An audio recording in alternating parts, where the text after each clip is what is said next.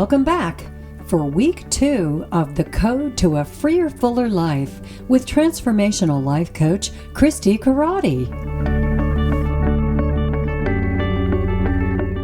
We are studying the science of getting rich, and this book contains a code. Chapters 4, 7, 11, and 14 are the main components of this book, and it's thinking in a certain way, acting in a certain way, gratitude, and being a person of increase. And this is a key to move you in the direction of your dream. And this is the basic foundation for The Secret, the movie that was out for a while. It is talking about the law of attraction, which is one of Hollowell's 12 laws. And what's really interesting about the law of attraction is that it's actually a secondary law, and the primary law and the work that we really move to is the law of vibration, that we create that equal place of our vision, of the dream, of the life that we want to create, of our natural state of being, and it's through the law of vibration that things come into being. And so as we listen to the information tonight on acting in a certain way, really pay attention to what frequency, what vibration am I on right now, and what vibration or frequency is the information that I'm receiving right now. And even ask yourself that question, what vibration, what do I want to match? Do you want to match, today was a so-so day? You know, Mary talked about this on a couple of her calls lately. She goes through lots of hotels. How's your day? So-so, so-so. You know, your day can be so-so. That is a vibration. That is a frequency. So anyway, to get started today, let's move into that place of setting our own vibration, our own frequency. And to do that, we'll start with thinking of a gratitude, something that you're grateful for.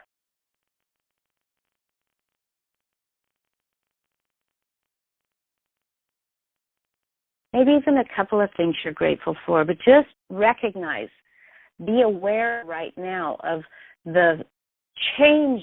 It turns up the vibration as you think about the things that you're grateful for. You know, I'm grateful for my kitchen. Yeah. It's so beautiful and it works so well and it's so inviting. And I'm grateful that I leave on a plane in the morning for Mexico to be with Mary. Just even join in with me on my vibrational frequency. So what is yours? And if you have a piece of paper, and you might even want to keep a journal that you keep track of your gratitudes and proud of. What are you grateful for?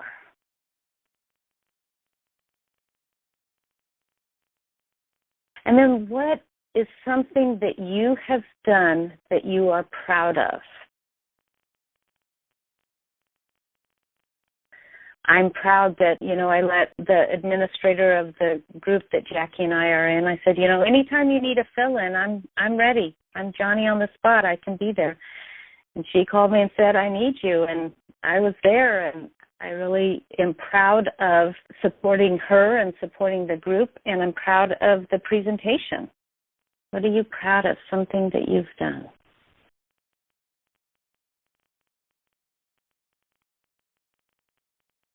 And the reason that I say something done, there's all kinds of things that we're proud of that are kind of outside of ourselves, but this is how we raise our own vibrational frequency, is by acknowledging ourselves, acknowledging what we do in the world. The high tide raises all ships. And that's why we want to share our gratitudes and our proud ofs, and why we want to start in that place, that frequency, that vibration. And so today we're doing the acting in a certain way. And, we start with thinking in a certain way, and it sounds like magic. It sounds like all you have to do is think it, and it becomes reality. And there is a truth to that. And without it, it doesn't come true. So in one regard, that's true. It is like magic, but it's magic because you work with the law, because you understand and use the law. Well, you don't even need to understand the law. It's just like electricity. You don't need to understand electricity to turn on the light, but you are in harmony with the law as you think something into creation, something into becoming. And we want to start with that place of imagination. We start with thinking in a certain way, using our imagination, thinking outside of the box, allowing ourselves to dream, allow ourselves to believe that it's possible, it is possible, to, first of all, move our nervous system, in a sense, out of the way, to allow ourselves to dream that big, to think that big, to move in that bigger way. And so thinking in a certain way feels a lot like well, it's magic. We just wave the wand. And, I've had many of those kind of experiences in this work. And the next step and the next important thing is acting in a certain way. And we're going to go through that chapter today, but I'm actually going to start from the end. So the end of that chapter, in italics, there is something that you can read over and over and over again, and I actually plan to start with this and then to return to this at the end of our call today. There is a thinking stuff from which all things are made, and which, in its original state, permeates, penetrates, and fills the interspaces of the universe. A thought in this substance produces the thing that is imagined by the thought. You can form things in your thought, and by impressing your thought upon formless substance can cause the thing you think about to be created. In order to do this, you must pass from the competitive to the creative mind. You must form a clear mental picture of the thing you want and hold this picture in your thoughts with a fixed purpose to get what you want and the unwavering faith that you get what you want, closing your mind to all that may tend to shake your purpose, dim your vision, or quench your faith. That you may receive what you want when it comes, you must act now upon the people and the things in your present environment. And we're going to unpack that statement there as we go through this chapter. So, chapter 11, acting in a certain way. It's kind of an archaic language, and then it's got a lot of information that we skim through and skim over. And so to really take a deeper dive, thought is the creative power or the impelling force which causes the creative power to act. Thinking in a certain way will bring riches to you, but you must not rely upon thought alone, paying no attention to personal action. That is the rock upon which many otherwise scientific metaphysical thinkers meet shipwreck, the failure to connect thought with personal action. Now, if you remember that I talk about the thought, and sometimes I just need to have the visual effect here. So I'm touching my head. The thought becomes the feeling, and now I'm touching my heart. The feeling becomes the action, right? Arms moving to your side here. And the action becomes your result. And so when it says failure to connect thought with personal action, so we must connect the thought through the feeling into action. And we must also be deliberate about that activity. Yes, it's the way it works, but we want to think all the way along the line. Now, sometimes one of the things that triggers us, gets us stuck, is that we have the thought and we get to the feeling, and that's when our paradigms and our Delilahs and our boogeymen come in, is at our feeling level. And so it really is a conscious practice to move from your thought to your feeling and your feeling into your action. It'll happen anyway, by design or by default, right? So we want to do it by design. So we have not yet reached the stage of development, even supposing such a stage to be possible, in which man can create directly from formless substance without nature's process or the work of the human hands. Man must not only think, but his personal action must supplement his thought. But his personal action must supplement his thought. When I look at that part of the sentence, when it says supplement his thought, I think of vitamins supplementing my body, and it's like the action must somehow support the thought. It must empower or energize. And we're going to find out later that that's exactly what it does. It energizes the creative process. The action actually tells the universe that you're serious about this. The action tells the universe, this is the direction I'm going in when you take action. By thought you can cause, I love this, I read it last week. I love the image of this. By thought you can cause the gold in the hearts of the mountains to be impelled towards you, but it will not mine itself, refine itself, coin itself into double edges and come rolling along the road seeking its way into your pocket. Under the impelling power of the Supreme Spirit, men's affairs will be so ordered that someone will be led to mine the gold for you. Other men's business transactions will so be directed that the gold will be brought toward you, and you must so arrange your affairs that you may be able to receive it when it comes to you. So part of this is that, number one, it inspires others. That you, even desiring the gold, let's say, desiring the whatever greatness in your life, that activates other people's desire and passion. Just like my looking for an IT person. The looking for the IT person is the person that I want, the person that is passionate about doing that work and just finds joy in it. And by my desire to have an IT person, in fact, I have a call that I need to make of somebody that's interested in the position. So someone will be led to mine the gold for you. Others men's business transactions will be so directed that the gold will be brought toward you. So it's like giving other people jobs that are of their passion. And you must so arrange your business affairs that you may be able to receive it when it comes to you. That means quite a few things here. It means that you basically, we'll go back to the law of vibration, is that you must be resonating at the vibration to receive it when it comes to you. And competition and doubt, comparison, those things do not prepare you to receive that you've asked for, that vibration, okay? So to be receptive, to be open, to be, as we'll talk about later, a person of increase, but also to be proud of yourself. That's why we do the proud of.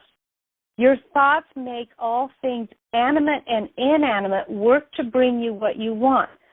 But your personal activity must be such that you can rightly receive what you want when it reaches you. The other day I was in the grocery store. I went into the store to get something specific. I think it was dog food. And I kept wandering through the stores. I just have to tell you, when everybody has their own passion, my husband loves going to the grocery store, and I don't hardly have to do that. But I had to stop and pick up dog food on my way home from somewhere, and it was a store I wasn't familiar with, and I'm walking up and down the aisle, and things are catching my eyes, and, I start filling up my basket with other things, and I'm still looking for the dog food and can't find the dog food. And finally I go to somebody and I said, can you help me find the dog food? Well, there was something really interesting in the same aisle, but on the other side, on the left side instead of the right side where the dog food was. So every time I went down that aisle, I think it was, where they have all the kids' art supplies and stuff like that. And so I kept missing the thing that I was looking for. I was not receptive to. I was being drawn off in another direction instead of looking around me and being in the place to be ready. You can rightly receive what you want when it reaches you. That's part of it, is being aware. So the next thing is that you must give every man more in use value than he gives you in cash value. Just the idea that what we give out in the world is greater than the money value.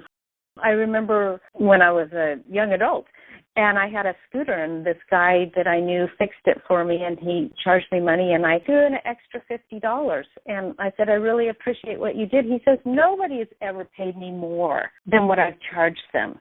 And that's the kind of person that I am, and that's the kind of person that I want. And if, as we talk about a person of increase, if you give more in value, you will always be activating the law of reciprocity, the law of circulation, and just being a kind person. So the scientific use of thought consists in forming a clear and distinct mental image, okay, and this is our vision, right? A clear and distinct mental image of what you want. And it doesn't just say a piece of paper with words on it. It says a clear mental image. That's what we hold. That is what we put into the thinking stuff, not a piece of paper with the words on it. A clear and distinct mental image of what you want, and holding fast to the purpose to get what you want. So you hold fast to the purpose to get what you want. You don't waver. This is the statement that I said that's at the end of the chapter, unwavering. You can't even go into wishing, oh, I really wish I had that, because right there you're going into a lower vibration, a place of doubt. And in realizing with grateful faith that you do get what you want. And so this is about being absolute. Absolute in your vision, absolute in believing that you are the person who is, taking away all time and space and knowing that it is right now. A couple paragraphs down. Your faith and purpose positively impress your vision upon formless substance, which has the same desire for more life that you have. Like, that's the desire of the universe. That's the desire of law, is to act upon your vision, to allow your vision to be impressed. That's what it wants. It wants to become what you have in your vision, what you have as your desire. And this vision received from you sets all the creative forces at work in and through their regular channels of actions, but directed towards you. It is not your part to guide or supervise the process. All you have to do with that is to retain your vision, stick to your purpose, and maintain your faith and gratitude. And we'll get to gratitude, of course. We've talked before that gratitude is the vibration of abundance, abundance of all things, abundance of money, abundance of time. So I'm going to read that paragraph again. I have this paragraph outlined and arrows pointing to it. It is not your part to guide or supervise the creative process. All you have to do with that is to retain your vision, so hold fast to your vision, stick to your purpose, don't waver, and maintain your faith and your gratitude. But you must act in a certain way so that you can appropriate what is yours when it comes to you, so that you can meet things you have in your picture and put them in their proper place as they arrive. And that's where I actually was going to share the shopping story that, so you get it, you have to act in a certain way. My intention was to go in to get dog food, and I let myself waver. And it's okay, but it's just a good illustration of how if you are not in that mode of receiving, you may miss it, and you may miss it by something distracting you. You can really see the truth of this. When things reach you, they will be in the hands of other men who will ask an equivalent for them. So it comes to other people. It comes to you. So Melissa has a vision of doing the programs in the school. And that is going to come to her through the desire of the teachers. And she may plant the seeds of desire in them. Look, we could have this really great program here. But it will come to them, and the remuneration will come to the teachers, the school board, the parent group, whatever it is. So when things reach you, they will be in the hands of other men who will ask an equivalent for them. And I've added here, and you will pay an equal amount or greater. And so this is sometimes people go, well, it's going to come to me now. It's come to me. That was my right. Well, it's also your right to pay and to reciprocate the person that brings it to you. And you can only get what is yours by giving the other man what is his. So in paying an equal amount or greater amount. There are many people who consciously and unconsciously set the creative force in action by strength and the persistence of their desire, but who remain poor because they do not provide for the reception of the thing they want when it comes. This is the present. You take what you want to create.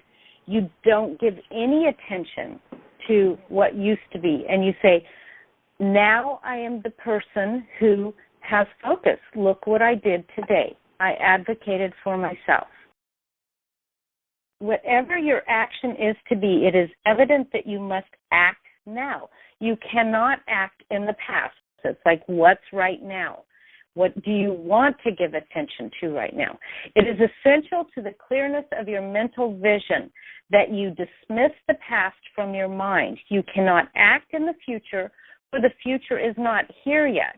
Now, we use the future as a way to explore our desire, our longing. But we are not living in the future. In fact, we're bringing the truth of what we see from the future into the present moment. So you cannot act in the future, for the future is not here yet. And you cannot tell how you will want to act in the future contingency until the contingency has arrived. That's a little bit about outlining the how. There's a sentence that I skipped up here right above this paragraph. It says, by thought, the thing that you want is brought to you. By action, you receive it. So there's like a clear sentence, a clear definition of thinking in a certain way, the thing you want is brought to you. Acting in a certain way, you receive it. And that's why they're both integrally important. So I love this part, and I think this is why I read the last part first. Because you are not in the right business or the right environment now, do not think that you must postpone action until you get into the right business or environment. And do not spend time in the present taking thought as to the best course in possible future emergencies. So that's doubt when you're thinking about emergencies. Have faith in your ability to meet any emergency when it arrives. If you act in the present with your mind on the future, your present action will be with a divided mind and will not be effective. Put your whole mind into present action.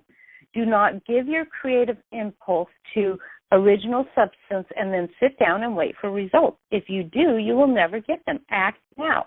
There is never any time but now. There never will be any time but now. If you are ever to begin to make ready for the reception, you must begin now. Your action, wherever it is, must most likely be in the present business or employment and must be upon the persons and things in your present environment. So that means wherever you're at, whoever you're engaging with, you are engaging from the person who is living your dream, living the life. So what does that mean? I am a life coach that travels the world with people that want to do this work in a deeper way, traveling and being creative.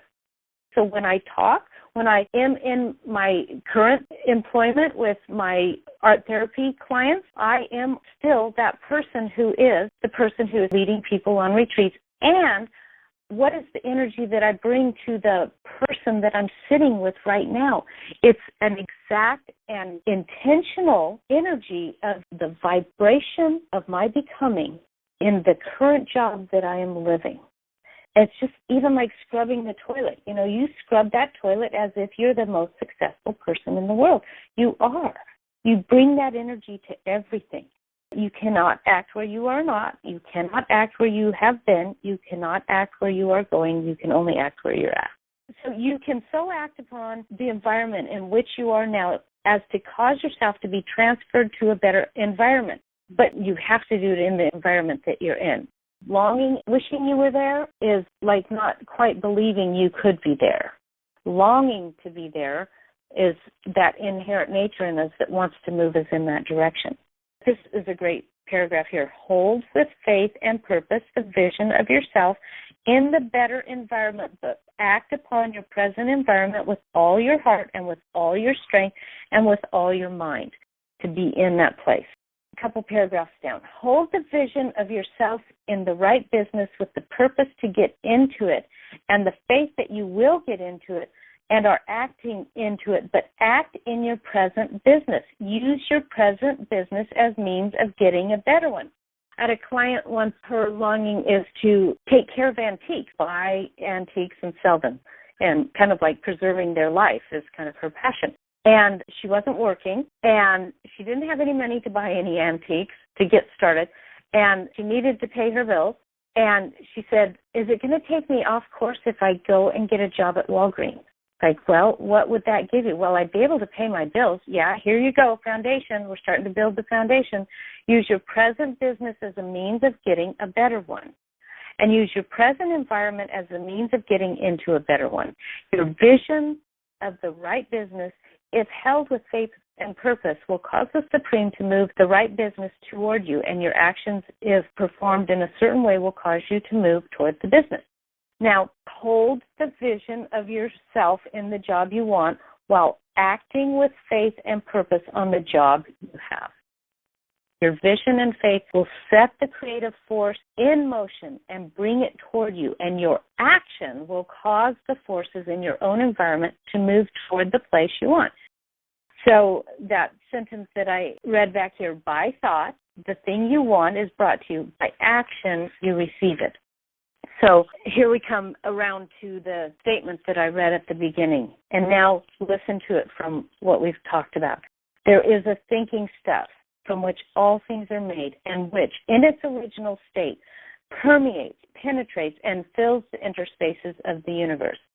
A thought in this substance produces the thing that is imagined by the thought. You can form things in your thought, and by impressing your thought upon formless substance can cause the thing you think about to be created. In order to do this, you must pass from the competitive to the creative mind. You form a clear mental picture of the thing you want and hold this picture in your thought with the fixed purpose to get what you want and the unwavering faith that you do get what you want, closing your mind to all that may tend to shake your purpose, dim your vision, or quench your faith. That you may receive what you want when it comes, you must act now upon the people and things in your present environment. So that's the end of the chapter. As I share a great quote that my coach gave me that I have just been absolutely loving, and it relates to the acting in a certain way. It's all happening in ease and joy in a relaxed and easy manner. Everything is getting done. And what was really fun about this statement is I'm trying to get ready to head out of the country in the morning, have all of these things that I need to get done. I got this list of things I got to check off, right? The mind is going like that. And I go and I get in the car and I'm going over to pick up my mind and I go, it's all happening in ease and joy and in a relaxed and easy manner. Everything is getting done. And I just relaxed in the car, and I realized that I was going the same speed. I was going to get there at the same time, but in a totally different way. So I chose to act in a certain way that creates what I want in my life, which is ease and joy as I move through all things, including the busyness or the things that I need to accomplish. Next week, we will be doing gratitude.